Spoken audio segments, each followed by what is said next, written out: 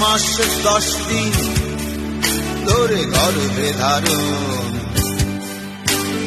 কষ্টের তীব্রতায় করেছে আমায় লালন। হঠাৎ কোথায় না বলে হারিয়ে গেল, জন্মান্তরের বাঁধন কোথা হারালো।